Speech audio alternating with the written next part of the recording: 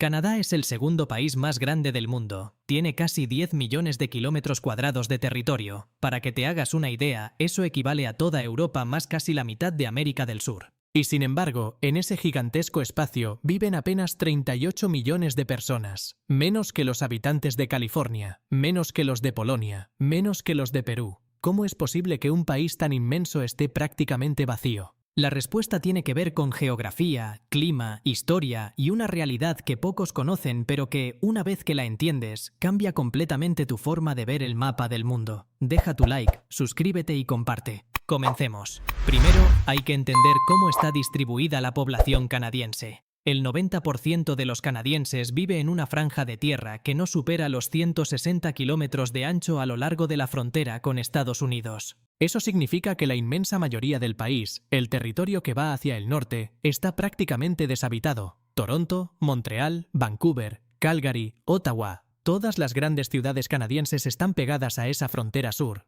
El resto es silencio, nieve, bosques, lagos y tundra. ¿Por qué toda esa gente se apelotona en esa franja tan estrecha? La respuesta más directa es el clima. Canadá tiene uno de los inviernos más extremos del planeta. En grandes zonas del país, las temperaturas pueden caer por debajo de los 40 grados bajo cero. No es un fenómeno puntual ni excepcional, es la norma. En Yellowknife, la capital de los territorios del noroeste, la temperatura media en enero es de menos 26 grados Celsius. En algunas partes de Yukon o Nunavut puede llegar a menos 50 grados. En esas condiciones, construir infraestructura es extraordinariamente costoso. Cultivar tierra es casi imposible y simplemente sobrevivir requiere un esfuerzo enorme. Pero el clima no es la única razón. El suelo también juega un papel fundamental. Gran parte del norte de Canadá está cubierto por lo que se conoce como el escudo canadiense. Una formación geológica antiquísima que cubre alrededor de 8 millones de kilómetros cuadrados. El escudo canadiense es roca precámbrica expuesta, una de las formaciones geológicas más antiguas de la Tierra,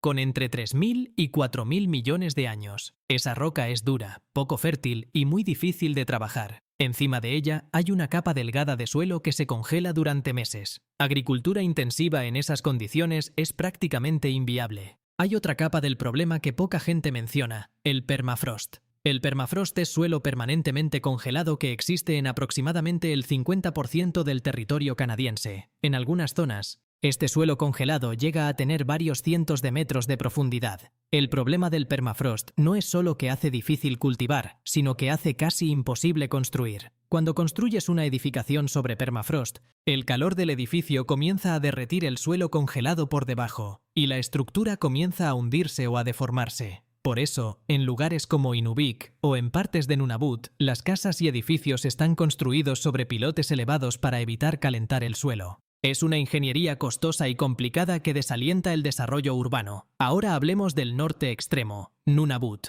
Este territorio fue creado oficialmente en 1999 y es el más grande de Canadá, con más de 2 millones de kilómetros cuadrados. Para tener referencia, es más grande que México, pero toda su población es de apenas 40.000 personas. ¿Qué hay en Nunavut? Tundra ártica, hielo, osos polares, caribúes y comunidades inuit dispersas que llevan siglos adaptadas a ese ambiente inhóspito. No hay carreteras que conecten Nunavut con el resto de Canadá. Para llegar allá hay que tomar un avión. Los precios de los alimentos básicos en esas comunidades son absurdamente altos porque todo tiene que ser transportado por aire. Una bolsa de leche puede costar el doble o el triple de lo que cuesta en Toronto. Pero retrocedamos un poco. ¿Cuándo comenzó esta concentración de la población en el sur? Todo tiene que ver con la historia de la colonización europea. Cuando los franceses y los ingleses llegaron a lo que hoy es Canadá en los siglos XVI y XVII, se asentaron en los valles del río San Lorenzo y en la región de los Grandes Lagos, porque esas tierras eran fértiles, los inviernos eran menos brutales comparados con el norte y había acceso fluvial para el comercio. Con el tiempo, esas zonas se convirtieron en el núcleo económico del país. Las rutas comerciales, las vías férreas y luego las autopistas se construyeron en ese eje sur.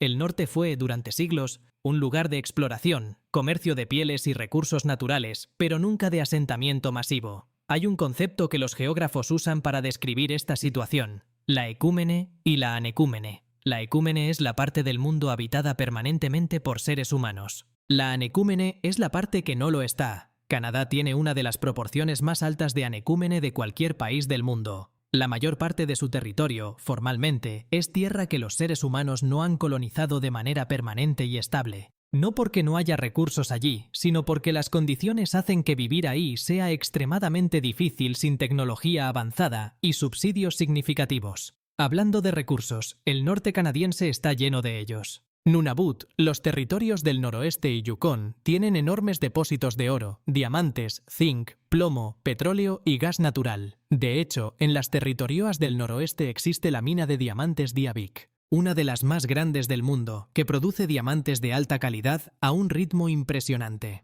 En el subsuelo del Ártico canadiense se estima que hay alrededor del 30% de las reservas mundiales de petróleo y gas no descubiertas. Pero extraer esos recursos cuesta muchísimo dinero precisamente por las condiciones climáticas y geográficas. Y a medida que el cambio climático derrite el Ártico, esos recursos se vuelven más accesibles, lo que está generando una nueva carrera geopolítica internacional por esas tierras. El cambio climático, de hecho, está transformando la geografía habitada de Canadá de maneras que hace 50 años habrían parecido ciencia ficción. El Paso del Noroeste, la ruta marítima que conecta el Atlántico con el Pacífico a través del Ártico canadiense, estuvo bloqueado por hielo durante siglos. Durante la era de la exploración, muchas expediciones fracasaron intentando encontrar esa ruta. Pero desde hace pocos años, el deshielo ártico ha hecho que el Paso del Noroeste sea navegable durante los meses de verano. Esto tiene implicaciones enormes para el comercio internacional, porque acorta dramáticamente las distancias de navegación entre Europa y Asia,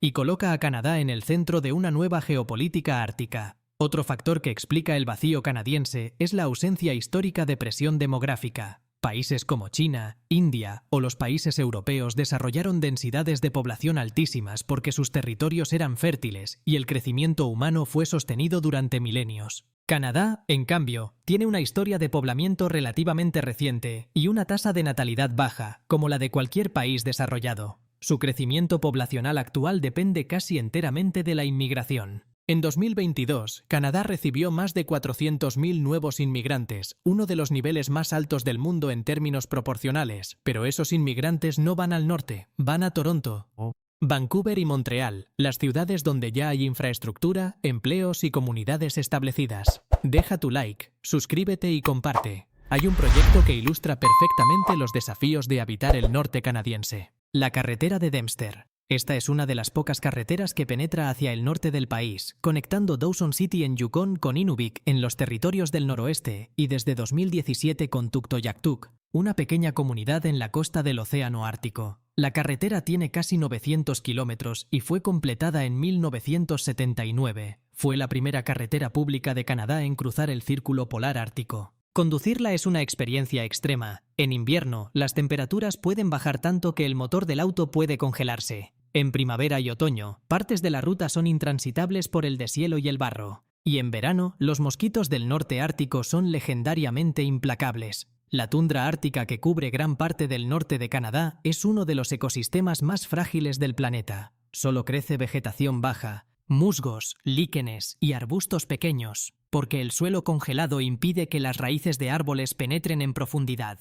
El límite de los árboles, la línea donde el bosque boreal se detiene y comienza la tundra, corre de manera irregular por el norte de Canadá. Al sur de esa línea está la taiga o bosque boreal, el bosque continuo más grande del mundo, con más de 1,3 millones de kilómetros cuadrados solo en Canadá. Ese bosque es hogar de alces, lobos, osos negros y castores, el animal emblema del país. Hay algo fascinante que pocas personas saben. Canadá tiene más lagos que ningún otro país del mundo. Se estima que tiene entre 2 y 3 millones de lagos, que representan el 9% de toda el agua dulce superficial del planeta. El lago Superior, compartido con Estados Unidos, es el lago de agua dulce más grande del mundo por superficie. Los lagos Huron, Michigan, Erie y Ontario también se encuentran en la frontera canadiense. Toda esa agua explica en parte por qué el terreno del escudo canadiense es tan accidentado y difícil de habitar. El paisaje está literalmente fragmentado por miles y miles de cuerpos de agua que hacen imposible construir carreteras de manera eficiente. La soberanía sobre el Ártico es otro tema geopolítico candente. Canadá reclama soberanía sobre el archipiélago ártico canadiense, que incluye más de 36.000 islas.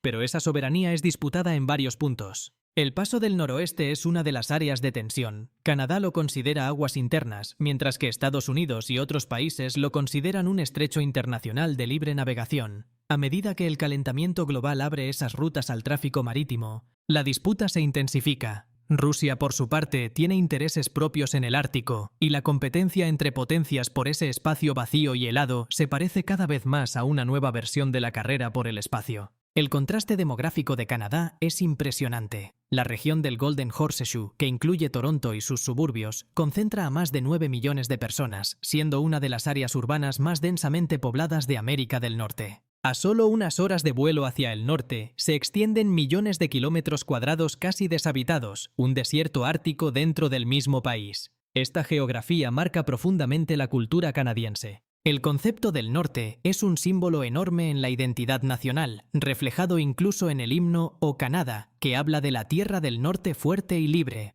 Exploradores europeos como Samuel de Champlain y Henry Hudson dedicaron sus vidas a documentar estos territorios inhóspitos, y pueblos indígenas como los Inuit, Cree y Dene han desarrollado formas de vida adaptadas a esta geografía durante milenios. La razón por la que el 90% de Canadá está vacío es simple: la naturaleza ha impuesto uno de los ambientes más hostiles del planeta. Factores como el frío extremo, el permafrost, el terreno rocoso y la ausencia de suelo fértil hacen inviable la vida y la conectividad a gran escala. Los humanos nos asentamos donde podemos cultivar, construir sin que el suelo se congele y donde el frío no amenaza la supervivencia. El sur de Canadá cumple estas condiciones, el norte no, al menos con la tecnología y costos actuales. Lejos de ser un fracaso, este vacío es el resultado de una geografía poderosa. Sin embargo, en el siglo XXI, con el cambio climático acelerando el deshielo ártico, la apertura de rutas marítimas y el acceso a recursos del subsuelo, este inmenso y silencioso vacío se está convirtiendo en uno de los espacios más estratégicos y disputados del planeta. El norte de Canadá está empezando a despertar.